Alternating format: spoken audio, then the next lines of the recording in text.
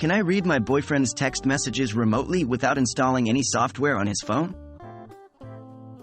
Hello everyone.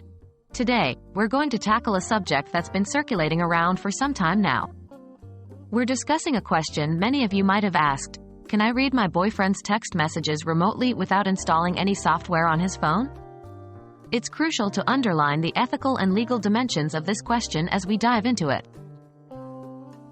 Is it technically possible? From a purely technical standpoint, reading someone else's text messages remotely without installing any software on their phone is extremely difficult, if not impossible. Typically, to access another person's text messages, some form of software or spyware needs to be installed on their phone. This allows the third party to intercept and relay messages to another device.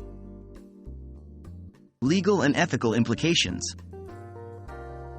It's not just a question of technical feasibility, though.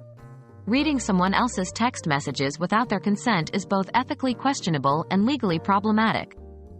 Respect for personal privacy is fundamental in any relationship and should always be preserved.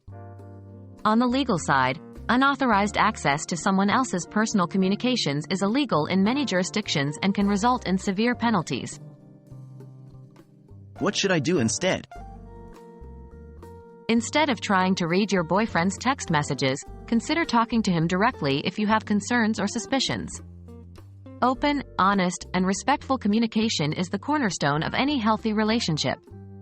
Trust and communication are always better solutions than violating someone's privacy.